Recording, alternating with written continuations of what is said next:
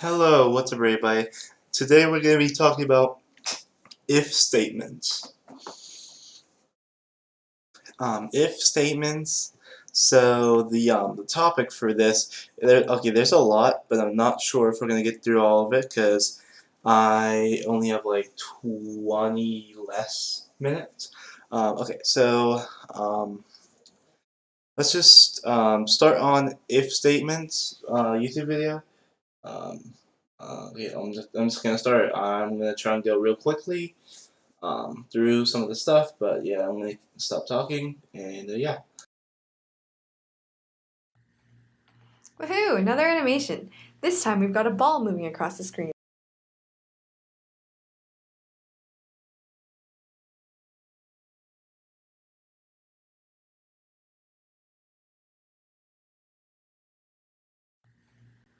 Woohoo! Another animation. This time we've got a ball moving across the screen, and you guys already know how this is done.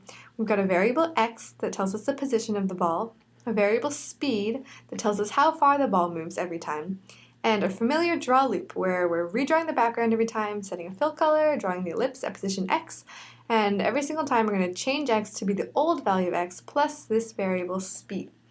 So if I make speed smaller and then press restart so I can get my ball back, you can see it moves slower.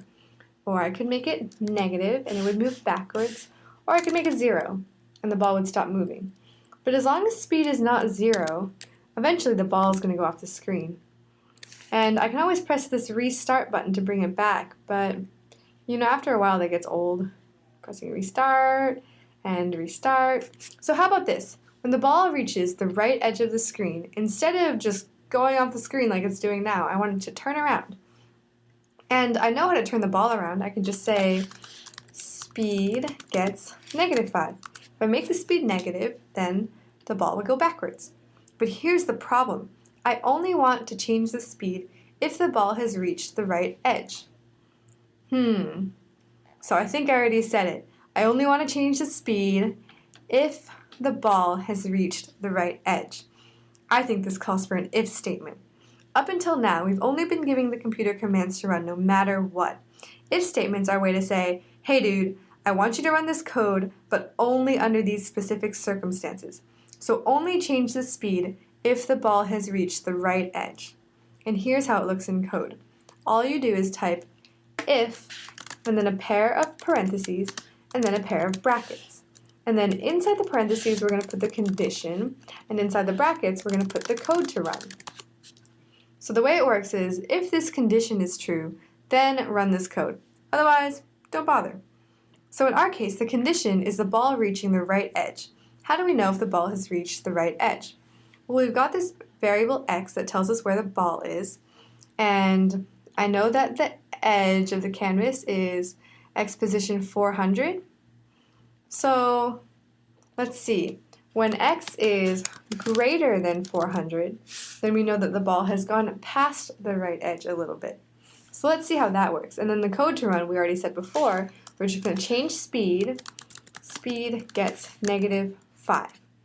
All right, so I'm going to press restart and let's see what happens. So this time when the ball reaches the right edge, it bounces, yay! And then it keeps going off the screen. But it's okay, because we can do the same thing on the other side. So this time we want to check if the ball has reached the left edge. So that's when x is less than, the left edge is 0. And what we want to do is make speed positive again. So we're going to speed gets 5. All right, and I'm going to press restart.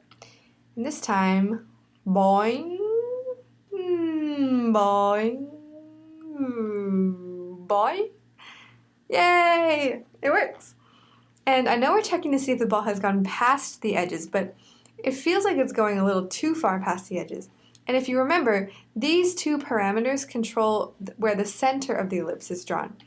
So right now, by the time the center reaches the edge, half the ellipse has already gone past the edge. So if we want to fix that, we can just stop the ellipse a little sooner. So if our edge is here at 400, and we want to stop our ellipse when it gets to here, and we can see from the function call that the ellipse has width 50. So that means from the center to the edge, that's going to be 25. So we want to stop it when the center reaches 375, because that's 400 minus 25. So instead of checking for x greater than 400, I'm going to check x greater than 375. Instead of checking for x less than 0, I'll check for x less than 25. And now it's perfect! Yay! Look at that ball bounce.